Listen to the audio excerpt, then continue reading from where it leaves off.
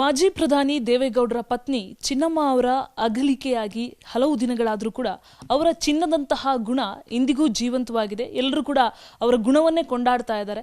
ಇದರ ಬಗ್ಗೆ ಮಾತನಾಡೋದಕ್ಕೆ ನನ್ನ ಜೊತೆಗೆ ಅವರ ಅಳಿಯ ಡಾಕ್ಟರ್ ಚಂದ್ರಶೇಖರ್ HS ಅವರಿದ್ದಾರೆ. ಅವ್ರನ್ನ ಮಾತನಾಡಿಸ್ತಾ ಹೋಗ್ತೇನೆ.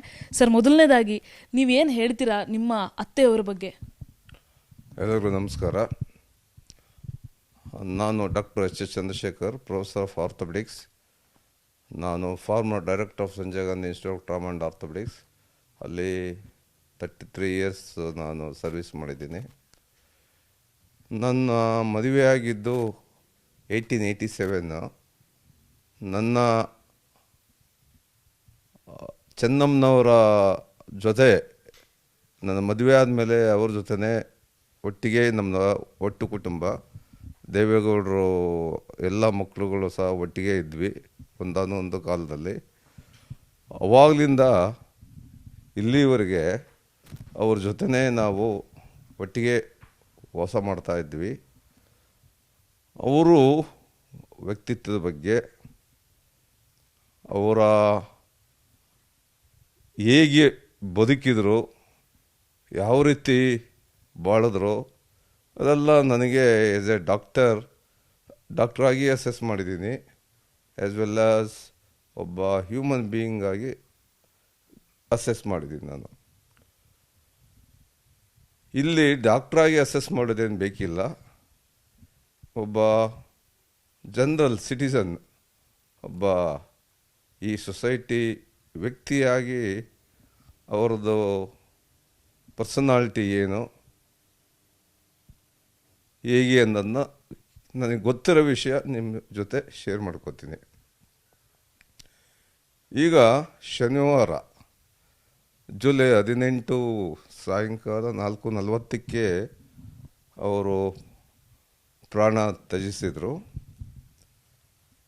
ಆವಾಗ ನನ್ನ ಪರ್ಸನಲ್, ಬೇರೆಯವರಿಗೆ ಗೊತ್ತಿಲ್ಲ, ನಾನು ಇಷ್ಟೊಂದು ಅವರಿಗೆ ಮೀಡಿಯಾ ಕವರೇಜು ಅಥವಾ ಸೋಷಿಯಲ್ ಮೀಡಿಯಾ ಕವರೇಜು ಸಿಗುತ್ತೆ ಅಂತ ನಾನು ಭಾವಿಸಿರಲಿಲ್ಲ. ನಾನು ಬೇರೆ ಯಾರೋ ಒಬ್ಬರು, ಏಕೆಂದರೆ ಅವರು ಒಬ್ಬ ಸಾಮಾನ್ಯ ಗೃಹಿಣಿ, ಅವರು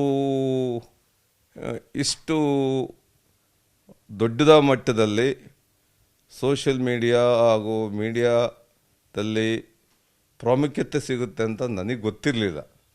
ನಾನೇನು ಅಂದ್ಕೊಂಡೆ, ಬೇರೆಯವರಿಗೆ ಬರೋ ರೀತಿ ಸಣ್ಣ ಸ್ಕ್ರೋಲಾಗಿ ಮಾಜಿ ಪ್ರಧಾನಿಗಳ ಪತ್ನಿ ನಿಧನರಾಗಿದ್ದಾರೆ ಅಂತ ಒಂದು ಸ್ಕ್ರೋಲಿಂಗ್ ಬರ್ಬೋದು. ಆಮೇಲೆ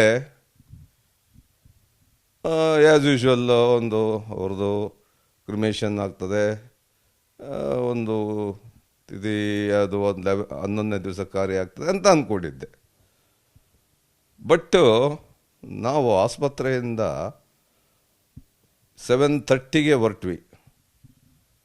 7:30 ನಾವು ಅದು ಅವರ ಬಾಡಿ ಆಂಬ್ಯುಲೆನ್ಸಲ್ಲಿತ್ತು. There was a zero traffic. ಪೂರ್ತಿ ಮಣಿಪಾಲ್ ಆಸ್ಪತ್ರೆಯಿಂದ ಮನೆವರೆಗೆ ಝೀರೋ ಟ್ರಾಫಿಕ್.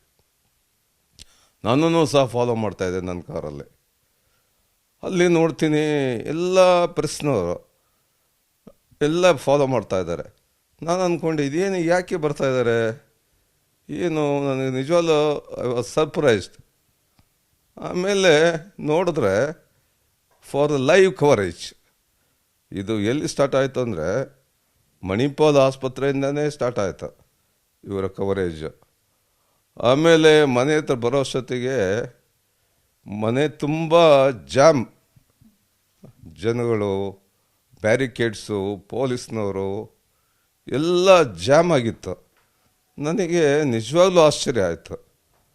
ಒಬ್ಬ ಗೃಹಿಣಿಗೆ, ಅದು ಏನು ಇವರೇನು ಸೆಲೆಬ್ರಿಟಿ ಅಲ್ಲ, ಒಬ್ಬ ರಾಜಕೀಯದವರಲ್ಲ, ಯಾವುದೇ ಪವರ್ನ ಅನುಭವಿಸಿದವರಲ್ಲ, ಯಾವುದೇ ಸ್ಟೇಜ್ ಮೇಲೆ ಹೋಗಿ ಭಾಷಣ ಮಾಡಿದವರಲ್ಲ, ಏನಿಲ್ಲ, ಒಬ್ಬ ಹೌಸ್ ವೈಫ್. ಇವರು ನಮ್ಮನ್ನೆಲ್ಲ ಸಾಕ್ದಂಥ ಹೌಸ್ ವೈಫು ಇಂಥ ಮಾಜಿ ಪ್ರಧಾನಿಗಳ ಪ್ರಧಾನಿಗಳೇ ಅಥವಾ ಮಾಜಿ ರಾಜಕೀಯದವರೇ, ಮಾಜಿ ವಿ ಐ ಪಿಗಳ ಹೆಂಡತಿದಿರೇ ಸತ್ತೋಗಿದ್ದಾರೆ. ನನಗೆ ತಿಳಿದಷ್ಟು ಮಟ್ಟಿಗೆ ಇವರು ಯಾರಿಗೂ ಇಷ್ಟು ಕವರೇಜ್ ಇರಲಿಲ್ಲ. ಆಮೇಲೆ ಆಯಿತು, ರಾತ್ರಿಯೆಲ್ಲ ಅಷ್ಟು ಫ್ಲೋ, ಬೆಳಗಿನ ಜಾವದವರೆಗೂ, ನೆಕ್ಸ್ಟ್ ಡೇ 12:30 ಬಾಡಿ ತೆಗಿಯೋವರೆಗೂ, ಇಲ್ಲಿಂದ ಹೊಳೆಸ್ಪುರಕ್ಕೆ ಹೋಗೋದಕ್ಕೆ ತೆಗೆಯೋದವರೆಗೂ ಜನ ಬರ್ತಾನೆ ಇದ್ದಾರೆ. ನನ್ನನ್ನು ನಾನೇ being A educated man analysed, ಯಾಕಪ್ಪ ಇದು, ಏನು ಸಮಾಚಾರ. ಆ್ಯಂಡ್ ಆಲ್ಸೋ ನಿಮಗೆ ನಿಜವಾಗಿ ಹೇಳ್ಬೇಕಂದ್ರೆ ಐ ಡಿಸ್ಕಸ್ಡ್ ವಿತ್ ಜರ್ನಲಿಸ್ಟ್. ನನ್ನ ಕೆಲವು ಫ್ರೆಂಡ್ಸ್ ಇದ್ದಾರೆ, ಅವ್ರ ಜೊತೆ ಡಿಸ್ಕಸ್ ಮಾಡಿದೆ, ಏನು ಕಾರಣ ಇದಕ್ಕೆ. ಇವರು ಆಚೆ ಬಂದವರಲ್ಲ, ಇವ್ರಿಗೆ ಯಾವುದೇ ಪವರ್ ಬಂದಿದ್ದಿಲ್ಲ, ಏನಿಲ್ಲ. ಆದ್ರೂ ಇವ್ರಿಗೆ ಇಷ್ಟು ಕವರೇಜು, ಇಷ್ಟು ಜನ, ಆ್ಯಂಡ್ ಪ್ರತಿ ಸೋಷಿಯಲ್ ಮೀಡಿಯಾದಲ್ಲಿ ಇವ್ರಿಗೆ ಅಷ್ಟು ಗೌರವ. ಆಮೇಲೆ ನಿಧಾನಕ್ಕೆ ವಿಷಯ ತಿಳಿತು.